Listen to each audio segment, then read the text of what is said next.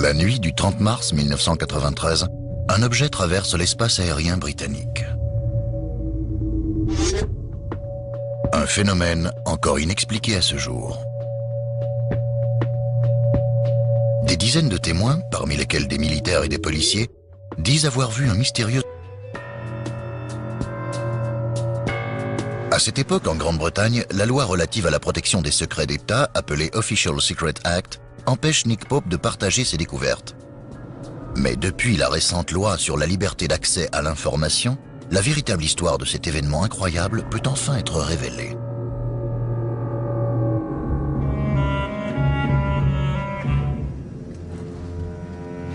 Pendant 3 ans, Nick Pope dirige un service méconnu du ministère de la Défense. Un poste peu convoité. Officiellement, j'étais à la tête du secrétariat Air Staff de A. En clair, il s'agissait du bureau des OVNI.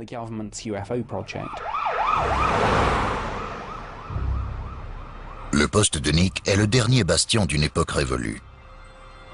C'est le dernier vestige d'un département datant de la guerre froide, autrefois très actif, qui enquêtait sur les phénomènes nouveaux et mystérieux concernant les ovnis.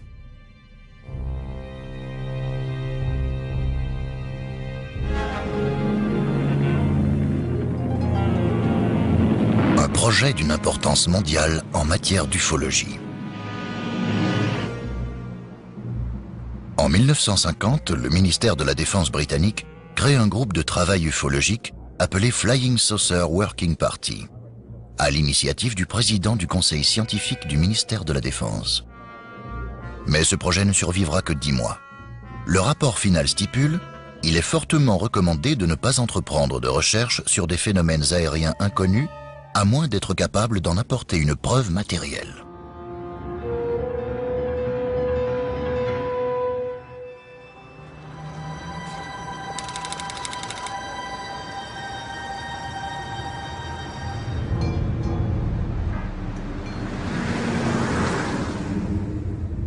Malgré ce message officiel, le gouvernement britannique continue d'enregistrer les phénomènes inexpliqués et d'enquêter sur les soi-disant ovnis. Contrairement à ce que croient les gens, le gouvernement britannique a dirigé un projet OVNI pendant des dizaines d'années. Depuis la Seconde Guerre mondiale, le sujet a été pris très au sérieux à la fois par le gouvernement et par l'armée. Lorsque Nick Pope prend son poste en 1991, il est très étonné par le nombre de témoignages qu'a recueilli ce département secret. Je recevais 2 ou 3 000 rapports par an, mais j'ai consulté les anciens dossiers et j'ai constaté qu'avant mon arrivée, le service avait stocké près de 10 000 rapports. Au cours de ses 3 premières années de service, Nick reçoit en moyenne 5 rapports d'OVNI par semaine. Dans la plupart des cas, Nick y trouve une explication rationnelle. Mon travail n'était pas de prouver l'existence des extraterrestres. Il consistait à étudier les différents rapports que je recevais concernant les ovnis et apporter la preuve qu'ils ne représentaient aucune menace pour le pays et qu'ils n'étaient donc pas de la responsabilité du ministère de la Défense.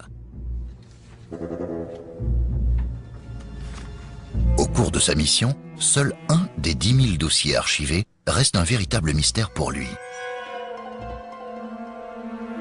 Il s'agit de l'incident de Rendlesham.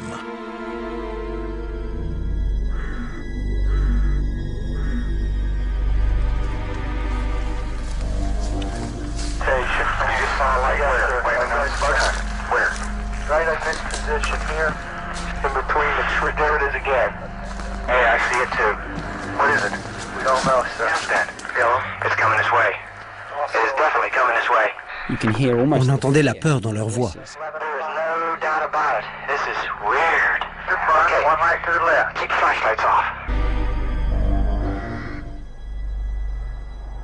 La forêt de Rendlesham se situe entre ce qui était, en 1980, les bases aériennes militaires britanniques et américaines de Bentwaters et de Woodbridge dans le Suffolk.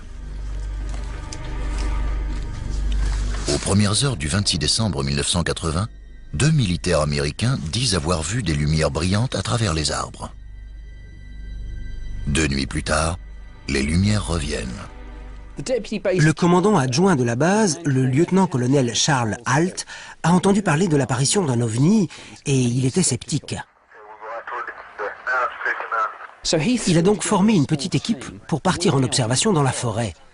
Pour utiliser ses propres termes, elle avait pour but de démystifier cette histoire irrationnelle.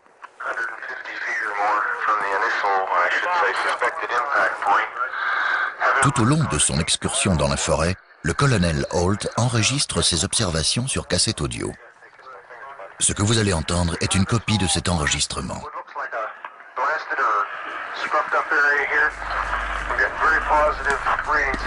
Cet enregistrement est très important parce qu'il commence tout à fait normalement avec une description de l'opération et des déplacements dans la forêt. Il est calme, très posé, un véritable professionnel. Et puis, progressivement, il se laisse prendre par cette histoire. Il commence à être plutôt tendu, très excité.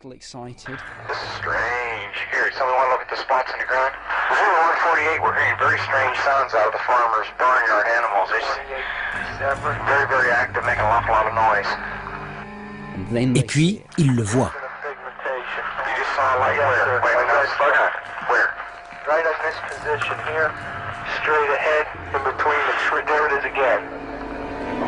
Watch, straight ahead off my flash back there. There it is. Hey, I see it too. What is it? We don't know, sir. So, can I get some? Yeah, it's a strange, small red light. Looks to be out maybe a quarter to half mile, maybe further out. I'm gonna switch off. The light is gone now. It was approximately 120 degrees from the site. Is it back again? Yes, sir. Oh, that's the flashlight set. There is no doubt about it. There's some type of strange flashing red light ahead. It's yellow.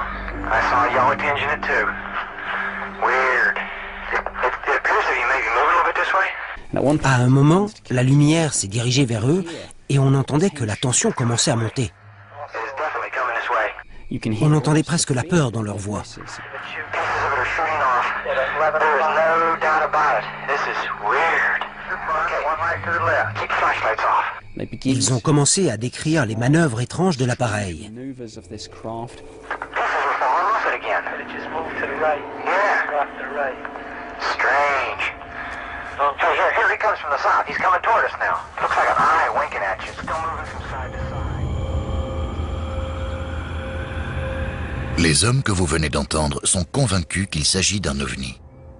Et en tant que militaires d'une base aérienne, ils sont bien placés pour faire la différence entre l'ordinaire et l'extraordinaire. Peu de temps après l'incident, un grand nombre de ces témoins se sont enfermés dans le silence, disant qu'on leur avait demandé de se taire pour une question de sécurité nationale.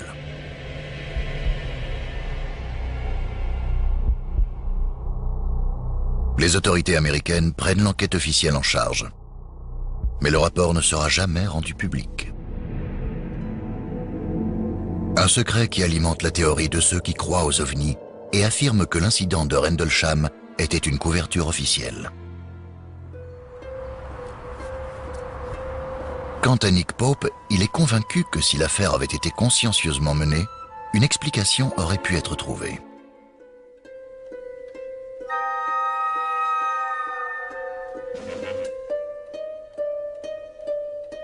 Lorsqu'il prend son poste au département 2A, il jure que si un dossier comme celui de Rendlesham arrivait sur son bureau, il entreprendrait des recherches approfondies. Mais à mesure que sa charge de travail au ministère diminue, la possibilité de voir arriver une affaire comme Rendlesham semble de moins en moins envisageable. Chaque semaine, les rapports sur les ovnis se font de plus en plus rares. Quelle que soit la conviction des témoins, Nick y trouve toujours une explication rationnelle. J'ai pris tous les dossiers très au sérieux. Je voulais faire tout mon possible pour résoudre chacun d'entre eux. Et je dirais que j'ai réussi dans 90 ou 95% des cas. Quand je recevais un dossier concernant un ovni, je vérifiais un certain nombre de choses. Par exemple, on connaissait tous les plans de vol des avions militaires ou civils, alors j'essayais de faire le lien entre ces vols et les apparitions d'ovnis.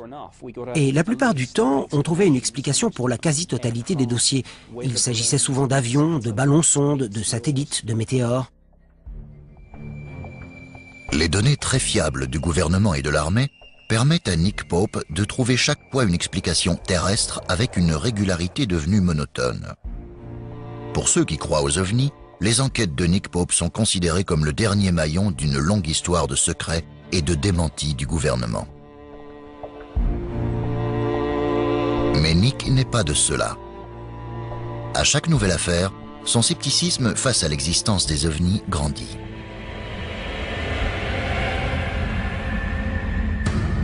Mais le 30 mars, quelque chose va ébranler ses plus grandes convictions.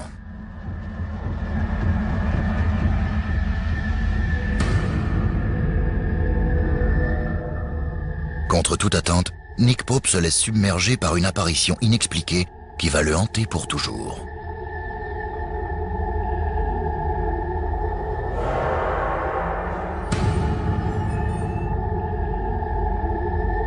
Un immense objet volant non identifié est apparu devant des centaines de témoins à travers une grande partie de la Grande-Bretagne.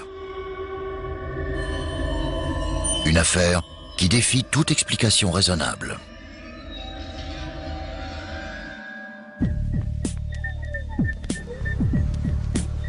Lorsque Nick arrive à son bureau le matin du 31 mars 1993, il comprend rapidement que ce ne sera pas un jour comme les autres.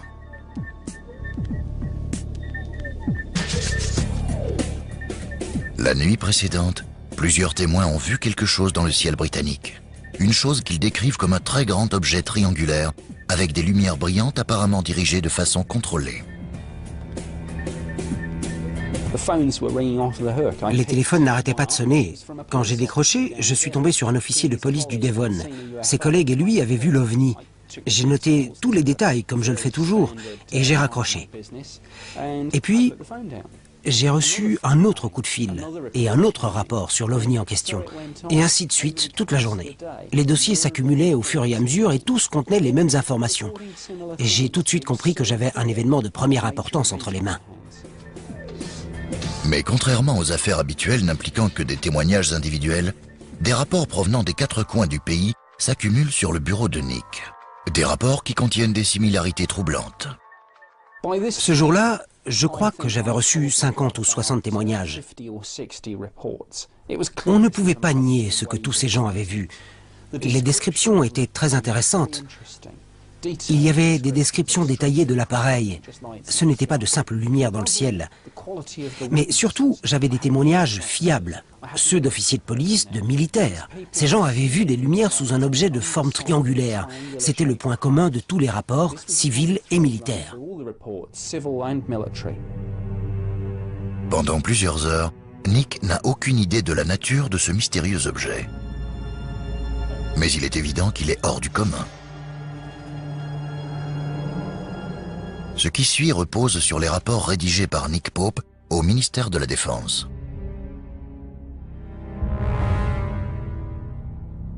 « 21h30, le 30 mars 1993.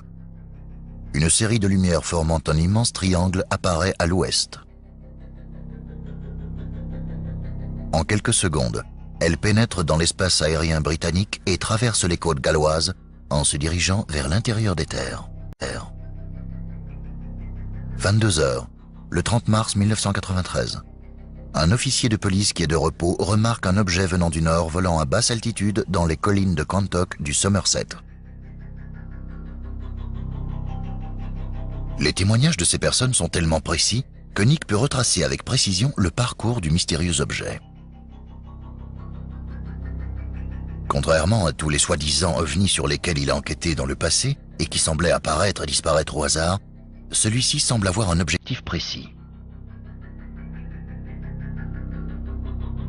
Ce que Nick découvre en retraçant le parcours suivi par le mystérieux objet volant le laisse sans voix. L'objet s'est dirigé droit sur ce qui était à l'époque des bases militaires clés de l'armée britannique. Celles de Cosford, et de Shawbury. Nick estime rapidement que l'appareil est resté dans le ciel britannique pendant 5 heures. Le nombre et la fiabilité des témoins sont extraordinaires. Et tous concordent parfaitement.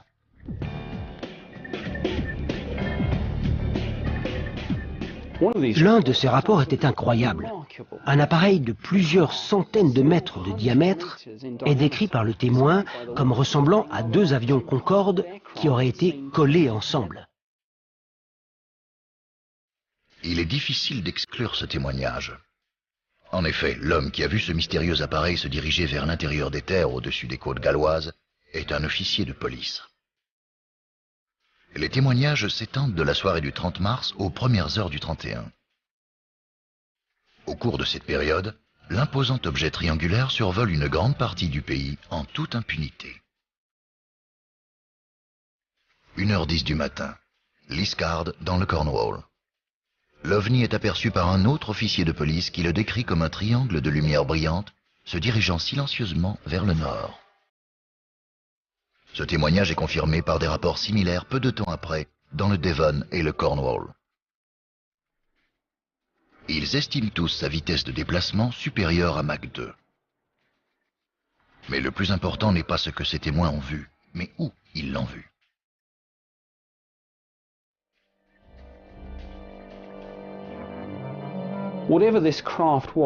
Quel que soit cet appareil et son objectif, le choix de sa destination, c'est-à-dire des bases militaires, laissait penser qu'il s'agissait d'une reconnaissance.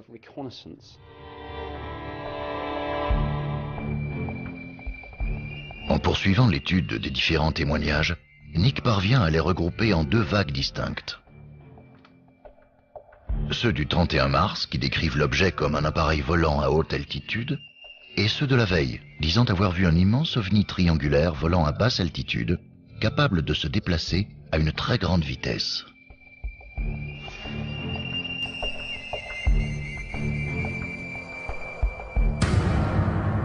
Mais pour Nick, l'éternel sceptique, l'hypothèse d'un escadron d'extraterrestres venus en reconnaissance relève de la science-fiction. Il doit forcément y avoir un élément dans la 60aine de témoignages qui remettrait l'enquête sur le chemin de la réalité. Nick se tourne vers les systèmes radars. Conçus pour détecter la présence de missiles balistiques, ces radars sont capables de repérer au centimètre près un objet se trouvant à des centaines de kilomètres.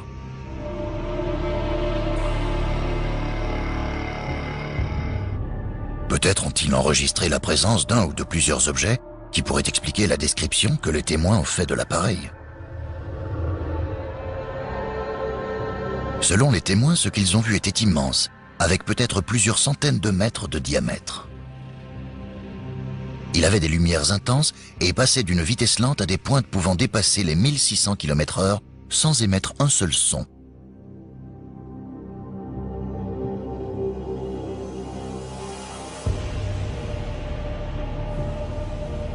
Ce que les témoins ont vu pourrait bien ressembler à ça. Il s'agit d'une formation de satellites en orbite. Elle peut facilement faire penser à un énorme triangle noir, identique aux objets que les témoins ont décrits. La vidéo d'un spécialiste montre à quel point il est facile de prendre un satellite pour un ovni. Parmi les nombreux témoignages concernant des ovnis que Nick a étudiés au ministère de la Défense, des centaines étaient en réalité des satellites. Mais pas cette fois. Les radars confirment que la nuit en question, il n'y avait aucun satellite au-dessus de la Grande-Bretagne correspondant à la description du gigantesque objet triangulaire.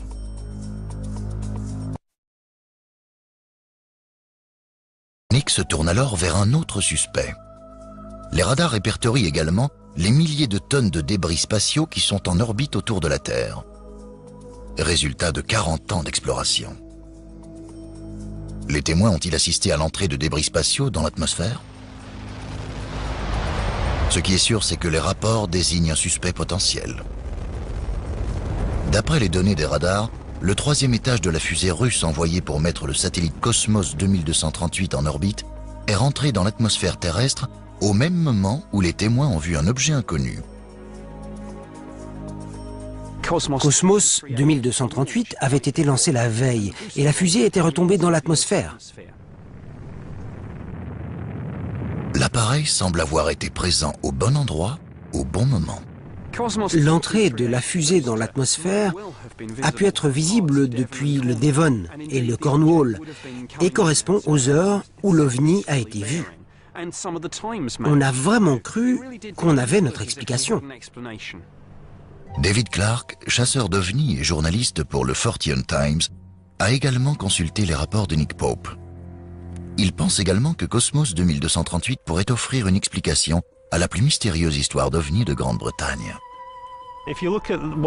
Si on pense à ce que la majorité des témoins ont décrit, deux lumières blanches très brillantes se déplaçant très rapidement et laissant des traces derrière elles, ça correspondrait parfaitement avec l'entrée de débris dans l'atmosphère. D'autres ont décrit une troisième lumière, et c'est là que l'imagination commence à prendre le dessus sur la réalité. Quand on voit trois lumières dans la nuit, on se demande si elles représentent trois objets distincts ou si elles appartiennent à un seul gros objet, un objet de forme triangulaire, dans le cas où les trois lumières se déplaceraient en même temps. Et on se dit que c'est de là que vient l'idée d'une forme triangulaire. Cette chose aperçue le 30 mars 1993 fait partie des choses qu'on a identifiées avec certitude. Et je peux vous dire que c'était une partie de la fusée russe qui a brûlé en pénétrant dans l'atmosphère. C'est la conclusion finale de cette affaire.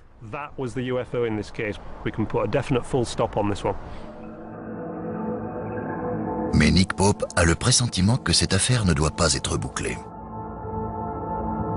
Une intuition qui va le mettre sur une autre piste. Cosmos 2238 aurait pu expliquer certains témoignages de cette nuit-là, surtout ceux qui l'ont vu à haute altitude à 1h10. Mais ça ne peut pas tout expliquer. Le fait est qu'un appareil a été vu à des heures différentes et que certains ont vu une forme bien particulière volant à basse altitude.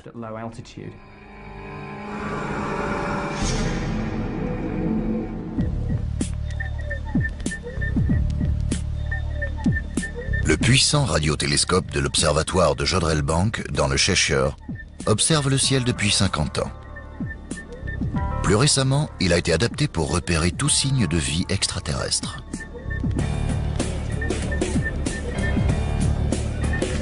Le directeur de l'observatoire, Ian Morrison, pense également que Cosmos ne peut pas être l'explication à ce mystère. Les gens ont vu une forme lumineuse qui est restée présente pendant plusieurs minutes et sincèrement, je ne crois pas que ça puisse être les débris d'une fusée pénétrant dans l'atmosphère. Les débris de fusée ne sont visibles que quelques secondes. Ils laissent des traînées derrière eux et se déplacent à des vitesses différentes dans l'atmosphère.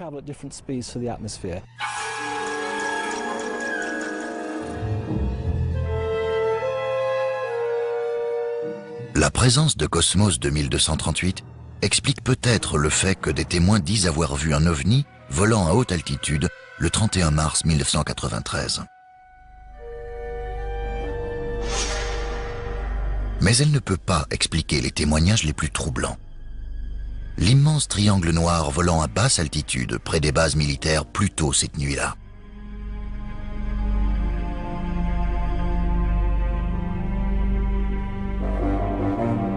Des centaines de témoins ont appelé la police, les bases militaires et le ministère de la Défense.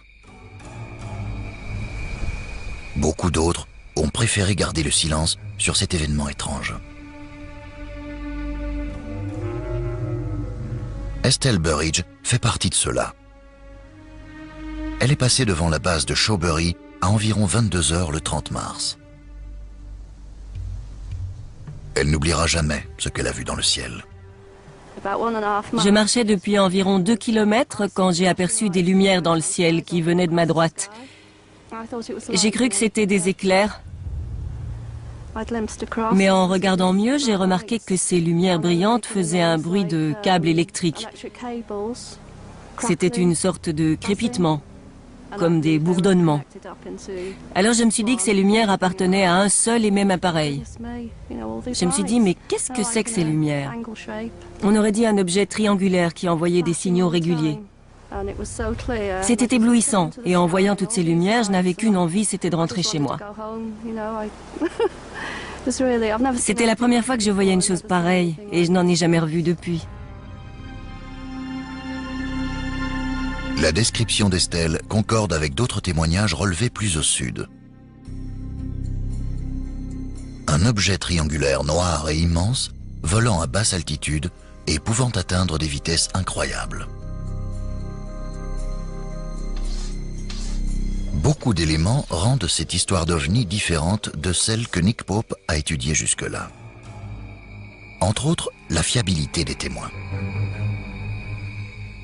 Une bonne partie des témoins est classée dans la catégorie spécialiste, qui comprend les militaires et les officiers de police.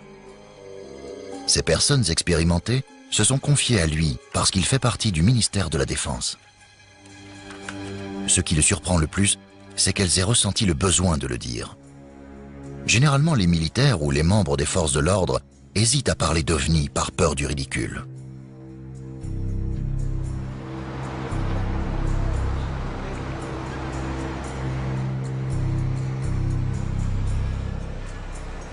L'inspecteur Gary Esseltine est un spécialiste réputé en matière d'analyse des témoignages. Il a participé entre autres à l'enquête sur les attentats terroristes du 7 juillet 2005 à Londres. Après avoir étudié les différents témoignages des officiers de police, il en conclut qu'ils sont à la fois factuels et crédibles. Les officiers de police ne supportent pas qu'on se moque d'eux. Alors s'ils disent avoir vu quelque chose et qu'ils insistent pour se faire entendre, c'est qu'ils sont sûrs de ce qu'ils avancent. Parce qu'ils ont l'habitude de le faire dans leur rapport. Ils ont l'habitude de faire des déclarations, d'illustrer les choses de façon chronologique, comme s'ils étaient devant un tribunal. C'est dans la nature des officiers de police. On peut dire que c'est un club très sélectif et une fois que vous y êtes entré, vous avez une réputation à tenir. Vous ne devez jamais insister sur quelque chose si vous n'êtes pas parfaitement sincère. Parce que si jamais ce n'est pas vrai, vous vous faites crucifier par vos collègues. Tous les témoignages clés rassemblés par Nick Pope concernant la nuit du 30 mars 1993 se trouvent dans le dossier de l'affaire.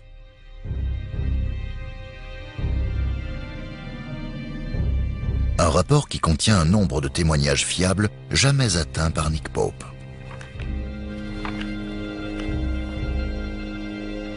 Parmi ces témoignages figurent ceux de 2 officiers de la base militaire de Cosford, en service la nuit du 30 au 31 mars 1993.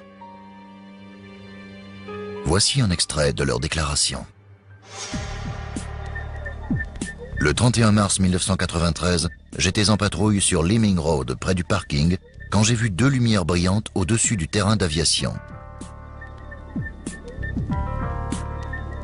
Les lumières se déplaçaient à très grande vitesse en direction du sud-est à une altitude d'environ 300 mètres.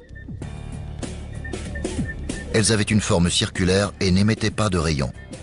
Elles étaient de couleur blanc cassé et toutes de la même taille. Je suis sorti de la voiture, mais je n'ai entendu aucun bruit de moteur. Une légère lueur rouge est apparue au moment où les lumières ont disparu à l'horizon.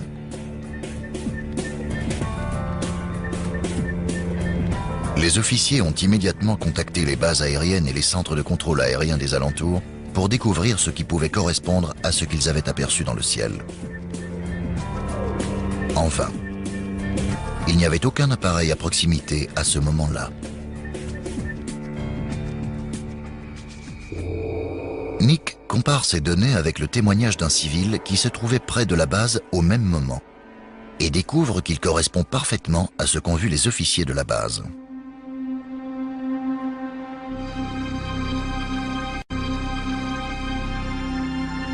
Des lumières blanc cassé correspondant à la description de l'objet volant à une altitude de 250 à 300 mètres. Tout concorde. Un autre témoignage surprenant arrive sur le bureau de Nick. Celui-ci provient de la base aérienne de Shawbury, située à 32 km de celle de Cosford. Le témoin est météorologue.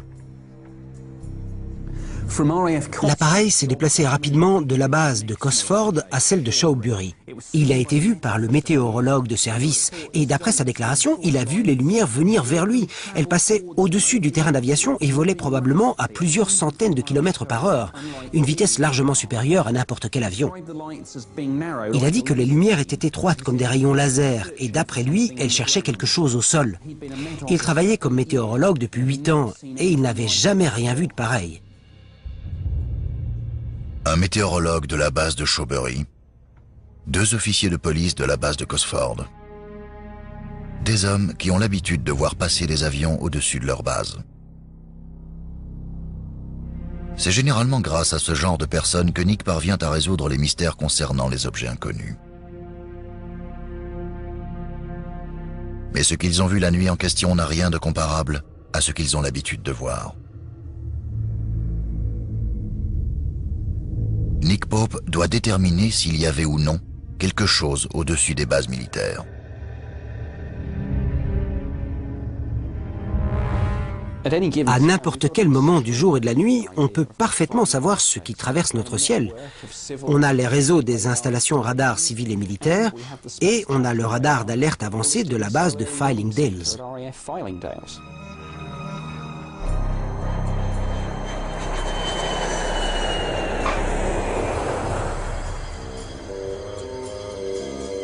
Le centre de contrôle aérien central de Londres à West Drayton a clairement identifié un avion au-dessus de la base de Shawbury.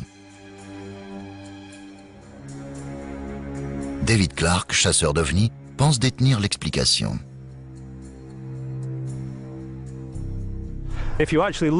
Si vous regardez le dossier du ministère de la Défense, vous allez voir que le radar du centre de contrôle a relevé la présence d'un avion à l'heure où l'objet a été repéré.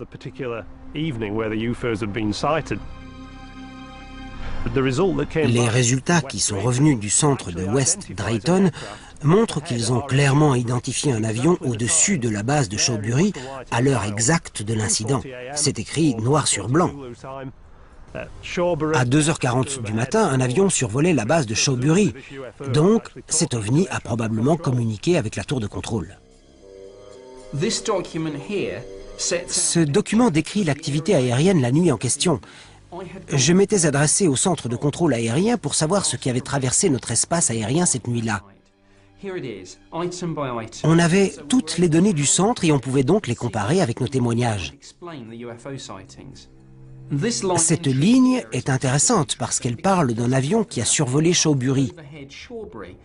Mais on a relevé une information importante dans les 3 derniers chiffres, c'est-à-dire l'altitude. Cet avion volait à plus de 6000 mètres. Cette altitude ne correspond pas au témoignage des officiers de la base de Cosford, ni à celui du météorologue de Shawbury. Ils disent avoir vu l'OVNI à environ 300 mètres d'altitude. Une différence beaucoup trop importante. Il est très difficile, voire impossible, de décrire avec précision un avion volant à 6000 mètres d'altitude. À 300 mètres, en revanche, un grand nombre de personnes, et surtout de militaires qualifiés, seraient capables d'identifier un appareil connu.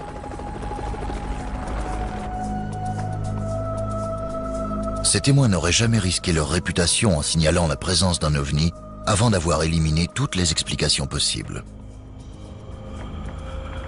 Nick sait parfaitement qu'un avion de ligne volant à haute altitude ne peut pas expliquer les différents témoignages à travers tout le pays, sur une période de 5 heures.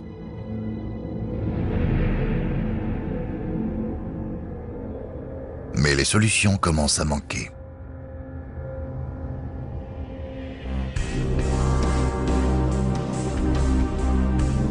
Nick Pope n'a plus qu'une seule piste possible. Ce mystérieux objet pourrait-il être un prototype top secret dont même le personnel des forces aériennes ignorerait l'existence?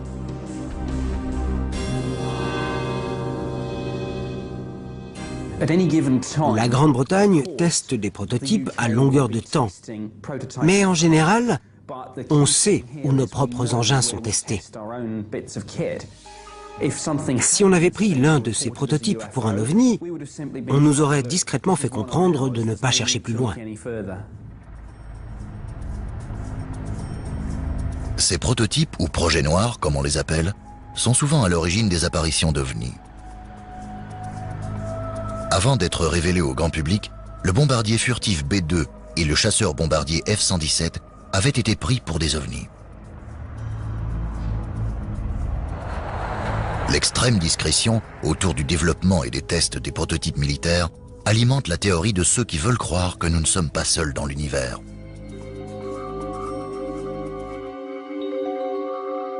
Mais Nick Pope n'en fait pas partie. Il profite donc de son poste privilégié au sein du ministère de la Défense pour poser les bonnes questions aux bonnes personnes.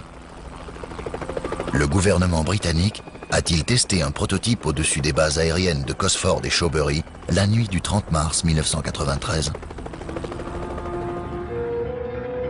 La réponse qu'il a obtenue est non.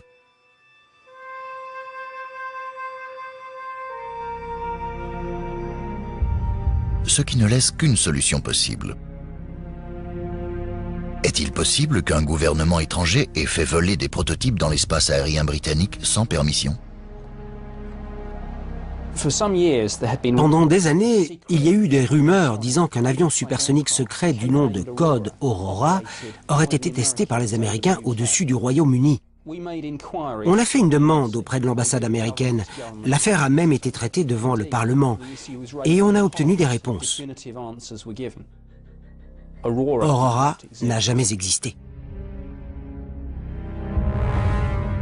Mais Nick préfère vérifier encore une fois. En avril 1993, près d'un mois après l'apparition du mystérieux objet dans le ciel, il entre en contact avec de hauts dirigeants américains. Il espère découvrir s'ils ont organisé une opération secrète dans le ciel britannique. Mon chef de département a écrit à l'ambassade américaine pour savoir s'ils avaient fait voler un appareil qui pourrait expliquer les événements du 30 mars et les rumeurs concernant Aurora. La réponse reçue par Nick est des plus surprenantes. Apparemment, les Américains veulent également savoir si les Britanniques n'ont pas mis en œuvre un nouveau projet noir. Nick comprend que les Américains mènent leur propre enquête sur les événements du 30 mars. En 1993, Nick Pope fait tout ce qu'il peut pour résoudre le mystère de l'objet volant non identifié. Il a posé toutes les questions possibles et à tous les niveaux, que ce soit auprès des citoyens ordinaires ou de témoins expérimentés. Il a examiné les enregistrements des radars et des satellites. Il s'est même directement adressé au gouvernement britannique et américain. Finalement, il découvre que pendant qu'il menait son enquête, les Américains faisaient également des recherches sur d'éventuelles apparitions d'OVNI. Officiellement, les Américains sont sortis de la course aux ovnis en 1969, quand le projet Blue Book a été dissous. Le document qu'on a reçu soulève un élément intrigant. Il dit « Souvenez-vous que ma requête précédente était motivée par une question de notre attaché militaire à Washington, cherchant à savoir si le Royaume-Uni avait des projets noirs en cours. » Ce qui veut dire qu'alors qu'on demandait aux Américains s'ils avaient envoyé des prototypes secrets dans le ciel britannique, les autorités américaines menaient également une enquête sur des ovnis et cherchaient à savoir si le Royaume-Uni pouvait expliquer ce qui avait été vu.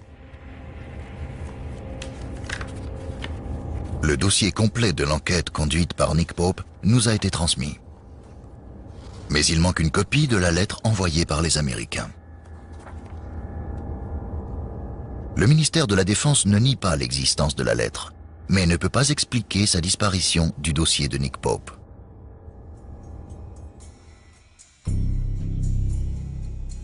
Mais en 1993, les attributions de Nick Pope sont claires. Il n'a pas été engagé pour chasser les ovnis, mais pour protéger le pays des menaces extérieures. Mon travail n'était pas de prouver l'existence des extraterrestres. Il consistait à étudier les différents rapports que je recevais concernant les ovnis et apporter la preuve qu'ils ne représentaient aucune menace pour le pays et qu'ils n'étaient donc pas de la responsabilité du ministère de la Défense. L'objet mystérieux qui a traversé l'espace aérien britannique en passant au-dessus de 2 bases militaires n'est jamais revenu.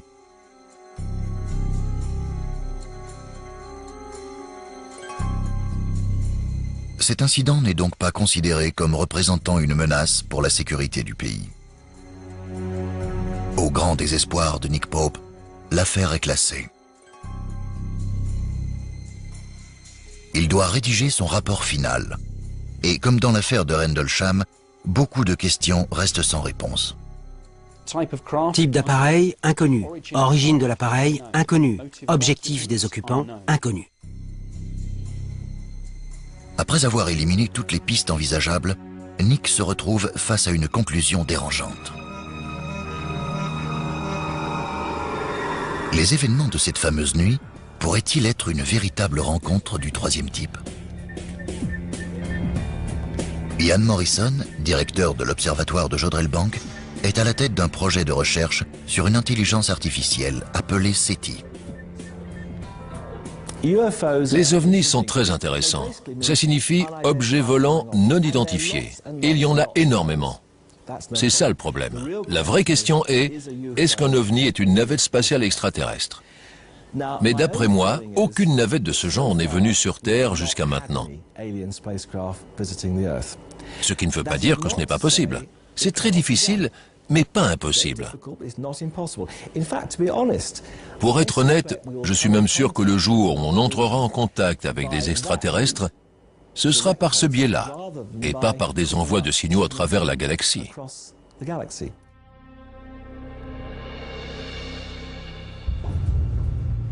Nick Pope quitte son poste au secrétariat 2A en 1994 pour un autre poste au sein du ministère de la Défense.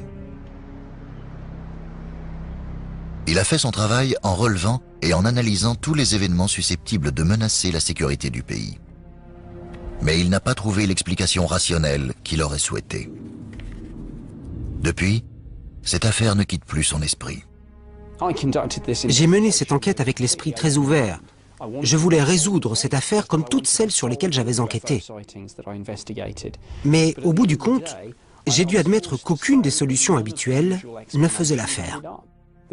C'était une sorte d'appareil d'origine inconnue. Je ne sais pas ce que c'était. Nick Pope vit avec le sentiment désagréable que l'affaire s'est terminée à son départ. Mais officiellement, il ne pouvait rien faire. Heureusement, grâce à la récente loi sur la liberté d'accès à l'information, les éléments de l'enquête de Nick Pope ont pu enfin être révélés. Au milieu des différents documents se trouve un dossier secret. Un résumé de son enquête, écrit pour et approuvé par les supérieurs de Nick Pope. C'est du jamais vu dans les dossiers top secrets du ministère de la Défense. Il est dit, en résumé, il semblerait qu'il y ait des preuves qu'un objet ou des objets non identifiés d'origine inconnue aient survolé le Royaume-Uni.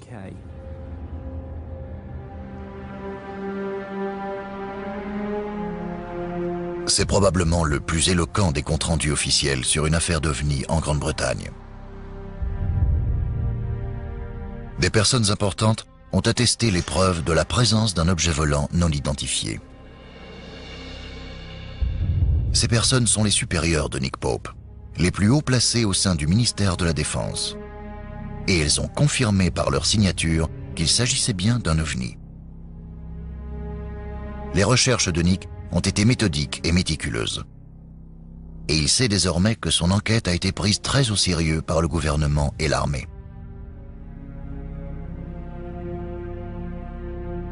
La fiabilité des témoins et les preuves qu'il a rassemblées ont convaincu ses supérieurs. Elles l'ont convaincu lui. Il est passé du camp des sceptiques au camp des croyants. Était-il d'origine extraterrestre?